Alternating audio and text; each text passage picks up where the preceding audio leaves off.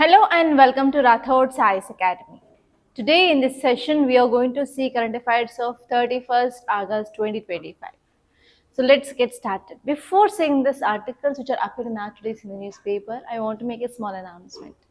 We in our academy we started new batch for prelims cum mains foundation guys. And we are providing both on online and offline, and the medium of instruction will be only in English guys. So if you want to opt for this foundation course here, and if you have if you want any details or if you have any queries regarding this course, you can contact us directly on this number 8074765513, or else if you want to meet me directly, I will be available in the office from morning 8:30 till 7:30 p.m. in the office. So you can come and you can visit our academy, which is located in Ashok Nagar, Hyderabad, exactly above Vikas Book Center, second and third floor. And try to take this admission by the end of the next Sunday guys, okay, so that you will be not missing many classes. Okay, now let us see the first article. Yeah, see the title. Title says Modi lands in China after 7 years to meet Xi Putin. So actually this article is talking about India, China and India-Russia relations. Okay, India, China. And next one is India-Russia relations.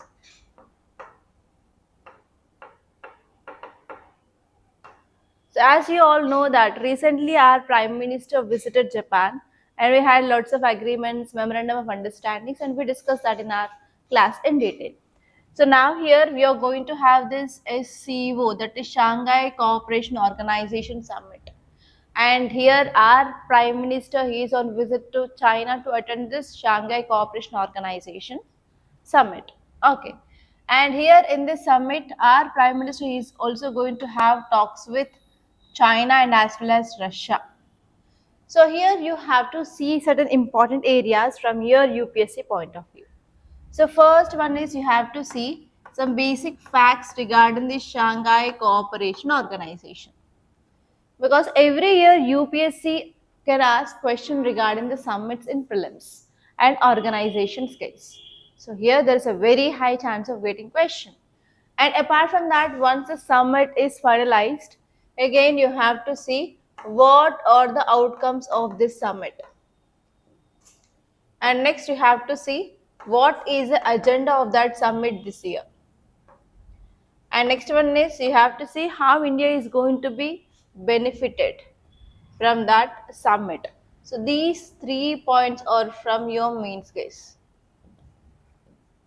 and facts important from your prelims, that is from this area or dimension of this Shanghai Cooperation Organization.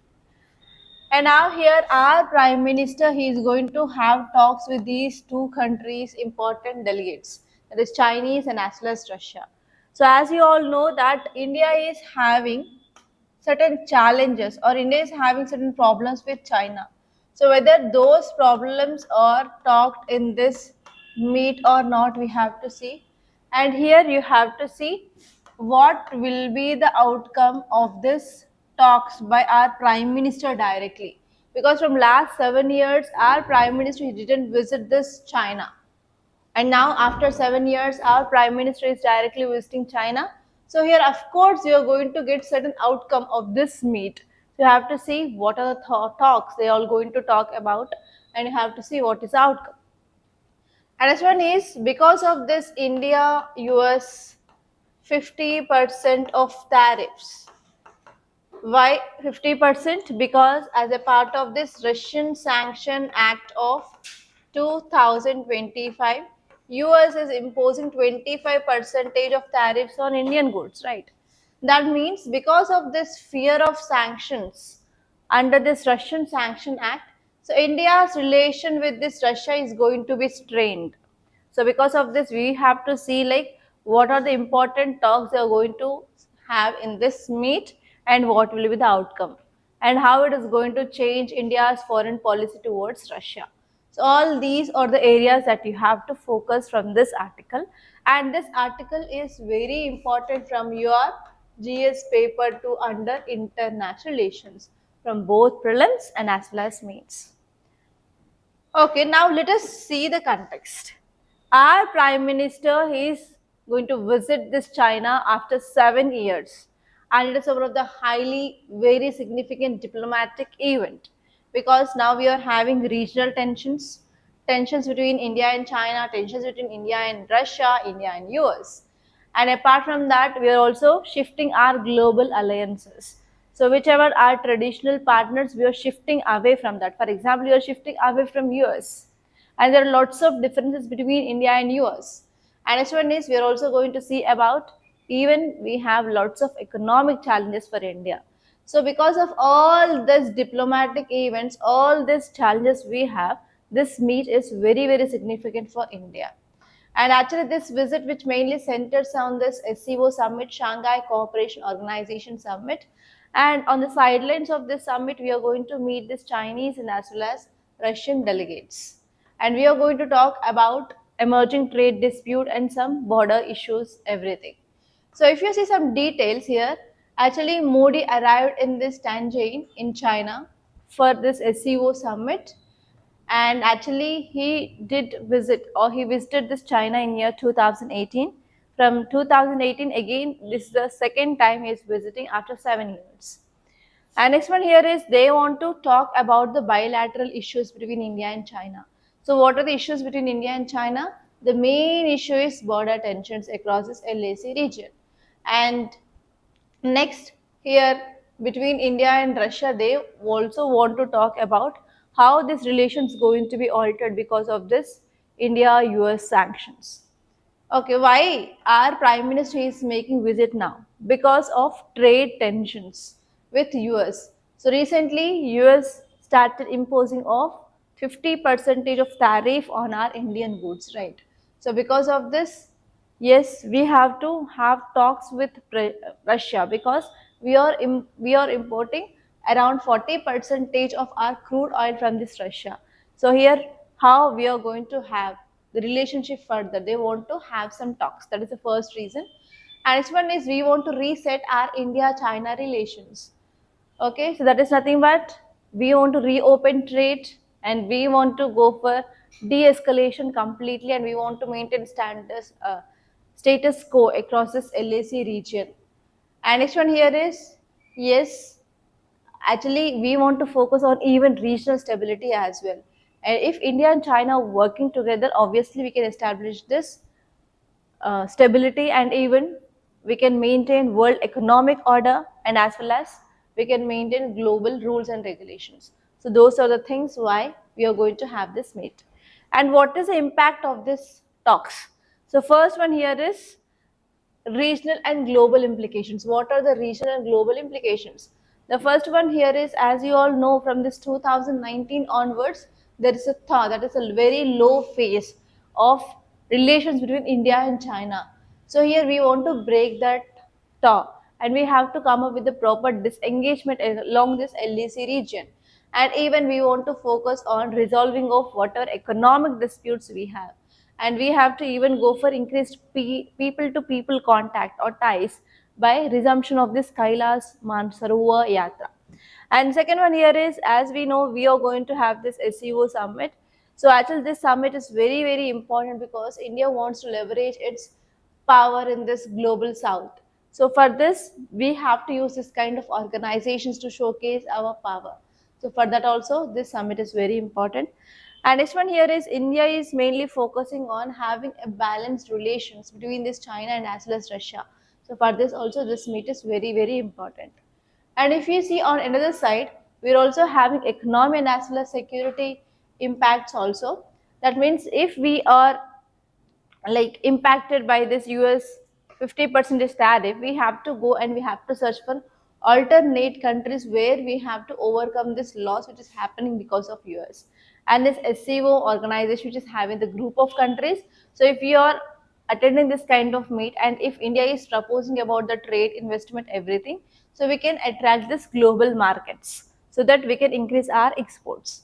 And next one here is, it will be also very, very important for maintaining of security. And even you know that if border is not safe, there will be no peace and stability across this border region. So because of this, we want to focus on improving of security by having this bilateral talks between this India and China. Okay, so that is about this topic, guys. And see this next article. Trump exceeded authority to impose sweeping global tariffs, rules federal court. So this is one of the most important article of the day. So as you all know that wherever this Trump 2.0 era started, he started imposing of tariffs on other countries, right? So what are the reasons behind this imposition of tariffs? So first one is protectionist policy. Protectionist policy or protectionism is nothing but here Trump wants to protect domestic industries. That means US based companies in US by imposing more taxes on other countries' products. First one is it is Trump protectionist policy. And second one is he want to maintain trade balance. So with whichever the countries you are having this trade deficit, they want to go for trade balance. That is the second important thing. And next one here is Trump wants to show a big brother attitude by stopping this Russia-Ukraine war. And Trump says that because of this economy, strong economy of Russia, Russia is continuing war beyond 3 years. So here US wants to affect or US wants to hit this Russia economically. So because of this, they came up with this Russian Sanction Act. So these are the three important reasons why US started imposing of these tariffs on more than 56 countries across the world. Okay, so here now finally this case went to this federal court. Normally in India we have integrated and independent judiciary, right? Top court of our country is Supreme Court, top court of state is High Court, and we have subordinate courts or district courts. Yes. So in the same way in US, the top court is called as federal court. It is like Supreme Court of India. So now here federal court of US said that whatever the steps taken by Trump, it is not according to their constitution. It is unconstitutional. So actually president is not having that much power to impose tariffs on almost all the countries in the world. It is the power which is given to Congress. So normally in our country, we have three organs of government. We have legislature, we have executive, and we have judiciary, right? So the same way in US also they have legislative, executive, and judiciary. And here now federal court said that it is the power of Congress. Congress is nothing but legislature to come up with the laws of imposing of tariffs on other country. But now here president directly took this under his hands. So here it is not according to the constitution. So that is the thing which mainly said by federal court of US now. Okay. So this article is very, very important from our economy point of view and even international relations. Okay. Why? Because whenever top court of US which said that whatever the steps taken by Trump is unconstitutional, they are going to take it back. Yes or no? So because of this withdrawal, obviously it is having impact on almost all countries on which they are imposing tariffs. That means it is related to global economy as a whole. Okay. So now let us see this article clearly. Let us analyze this article. So if you see the context, it is saying that US Federal Appeal Court has ruled that Donald Trump exceeded his presidential authority. So he mainly exceeded his powers by imposing sweeping global tariffs. And actually that court also said that it is illegal. It is not according to constitution as per one act called as International Emergency Economic Powers Act. Okay, in US we have one act that is called as International Emergency Economic Powers Act, which mainly gives the guidelines what to be followed and what not to be followed by the president in case of emergency. But according to this act, whatever the thing which did by this Donald Trump is illegal, which is not constitutional. And now let us see the details. It is saying that the court found that Trump had relied on this emergency act. So actually this act which allows president to address any unusual and extraordinary threats in national emergencies, but it does not grant any power to impose tariff or taxes. Only during emergency times, so what are the rules and regulations that have to follow by the president will be given in that act. But here Trump used that act to impose tariff, but that is nowhere giving powers to grant. Okay, that is nothing but to impose this taxes and tariffs.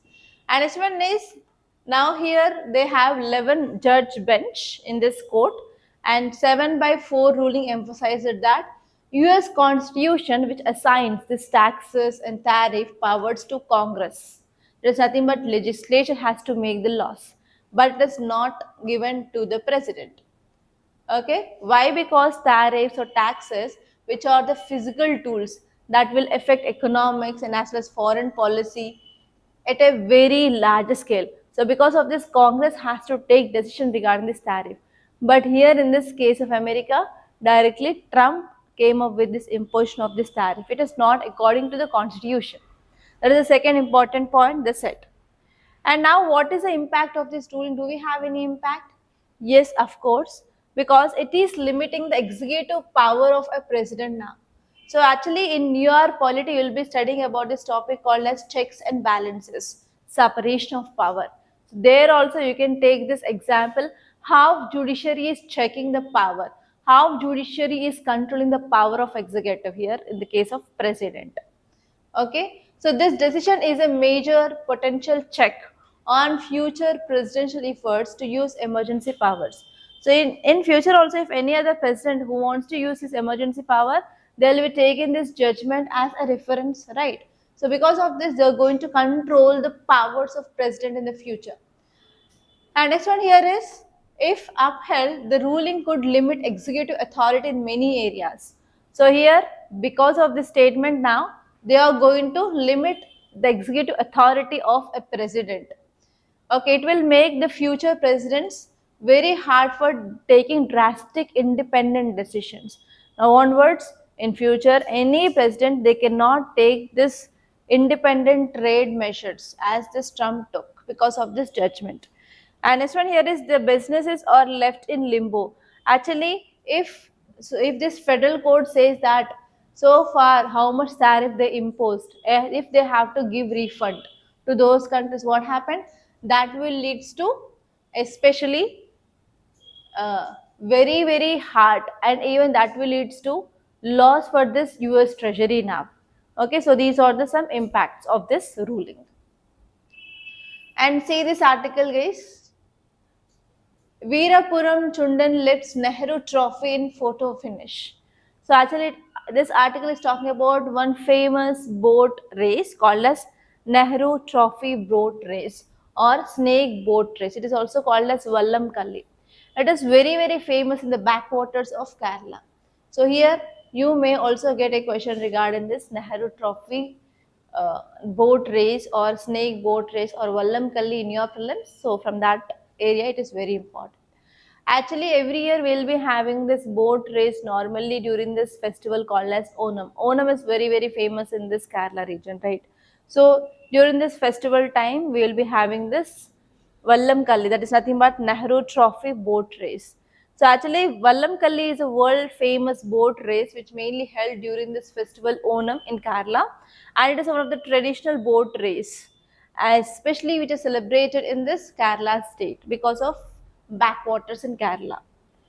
And millions of people, they'll come to see this kind of events in Kerala. So this game is mainly held in autumn season, and especially harvest season festival of Onam, they'll celebrate this. And actually for this sport itself, they'll make snake boats which are very very long battle canoes, and the winner will be given with this Nehru's trophy. And actually each team will be spending around 6 lakh for this Nehru Trophy games. And it is also called as snake boat, and it is also called as Vallam Kalli. Okay. And now let us see the next article. See the title, Adivasi Languages Translation App to be launched tomorrow. So actually this article is talking about one important app, and the name of that app is, please make a note, Adivani, Adivaani. So actually where you can use this article is whenever you are studying your governance, Especially in your governance, you will be coming across this topic called as e-governance, good governance topic. Especially there, you will be adding about different websites, different government initiatives, how government is focusing on improving of public service delivery, everything. So there you can add this. And even in your society and social issues, you have this topic called as tribes. And even if you're from anthropology and paper 2, you have this tribal anthropology. So in that areas, you can use this topic. Okay, very important, and you can add value for your answer by using this kind of examples which comes in your current affairs. And this topic is important from your society, from your governance point of view, guys, and even from science and technology also you can take this article. So this article is nothing but we are going to launch this Adivani. So this Adivani, it is AI powered translation and as well as preservation platform. Who developed this? Our Indian government developed this. Why? Because as you all know that India is very famous for the diversity in languages, that is called as linguistic diversity. And actually from one state to another state, if you move on, lots of languages will be spoken. And normally the scheduled tribes, they have their own systemic languages. They are the part of their culture. But do we know that language? No. Normally our mainstream society people, they don't know about the languages which are mainly spoken by these tribes. So because of this, nowadays we can use this AI powered translation tools and we can revitalize endangered tribal languages. So actually what is happening here is the problem in India is mainly erosion. Extinction of languages is happening. The number of languages which are spoken by the people is decreasing day by day, and you're opting for normally the mainstream society languages rather than speaking of their traditional language. So because of this, we can use this AI powered translation tools and we can preserve Indian languages. We can stop extinction of Indian languages. So it serves as a translation between English or Hindi and several tribal languages. We are mainly having a very important aim, that is to bridge communication gap and to focus on inclusive governance. And even we have to support tribal culture and as well as linguistic identity. So if you say what are the benefits of this app, the first one is we can preserve the languages, especially we can revive critically endangered and vulnerable tribal languages. We can prevent them from extinction and as well as we can preserve the oral traditions of the tribals. And this one is even because of this translation of this tribal languages into Hindi or English, we can go for focused educational content. We can give content of education in their tribal language itself, so that we can make materials, we can focus on making information available for these people in their local language or in their tribal language. And next one here is it also helpful for providing healthcare. If we can't understand what those patients are saying, can we give a proper right medicine? No. So for that, for proper welfare information in tribal languages, we can go for saving and translating of these languages. And this one here is we can also empower these tribal communities with these AI driven language tools, and we can reduce this digital divide between the people, and we can focus on economic integration of that tribes, and even it will be helpful for protecting and as well as promoting of their tribal culture. So these are the advantages of that app. Okay, now let us see the next article, very important article of the day. So see the title here. It says, is Gangotri glacier losing snow earlier than usual? So actually this article is talking about glacier. Glacier is nothing but the mountain which is covered by snow and ice, right? So actually what is happening now? Because of global warming, because of climate change, what is happening? There is a melting of ice and snow is happening. And even during the winter seasons, because of this global warming, so we are not maintaining proper low temperature. If we are not maintaining low temperature, can it lead to snowfall? No again. Then what happens whenever there is melting of glaciers is happening? What happens is for the water level in the rivers, it will be more or less, there will be more water runoff in these rivers. Okay, now let us see this article. So this article is very important from your geography because you will be studying about Himalayas and different types of Himalayas in your geography. And here we are talking about climate change and impact on this glaciers water level. So it is important from your environment and ecology. So actually if you see this Ganga river system, which is the largest Himalayan river system in our country, and it is providing livelihood for millions of people. If something goes wrong in this Ganga river system, it will be having impact on millions of people who are living on that banks, right? So because of this, it is also important from our society point of view. And this Ganga river system, which will provides one of the major inland water transport system. So it is also important from your economy point of view. So almost we can link with different subjects from this single article, guys. Okay, now let us see this article, what exactly this article is saying, what is the data which is given here. And if you see the context, it is saying that Gangotri glacier is losing its snow cover and experiencing peak melt than compared to earlier. If you compare with like earlier, so now there is a very less snowfall in this glacier, and as well as there is a very fast melting, or there is a very high melting rate of this ice which is happening here. So because of this, what is happening? There is increasing of sea level rise and water level in this river system. So actually this article is saying that the reasons behind this melting of this glacier is increasing of temperature, climate change, and even there is changing of precipitation patterns. Especially if you see nowadays in this Himalayan region, so what are the articles that you are discussing? Cloudburst is happening, and even flash floods are happening, mudslides are happening. That means because of this climate change, the pattern of rainfall also had been changed, right? That is the thing which mainly said here. So if you see some details, it is saying that over past 4 decades, that is from 1980s to 2020, the Gangotri glacier lost just 10% of its snow melt flow. But now it had been increased drastically. And the time of the peak melt discharge will be there in month of August. But now that had been shifted to the month of July itself. There is advancement. That means nothing but we can say more heat. It had been started in this month of July itself.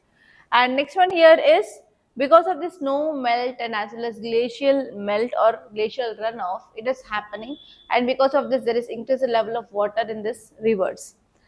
And what happens here is, if you see here in 1980s, around 63 percentage by 20. Okay, so actually there is declining of melting. Sorry, there is a declining of like snowfall. Actually, 73% of snowfall that we used to see in 1980s, but by 2000 it had been decreased to 63 percentage only. And next one here is, this article is also saying that, so the shrinking of this glacier thickness is happening, and every year there is 46 centimeters of shrinkness or melting of this glacier is happening. So because of this, the thickness is decreasing day by day.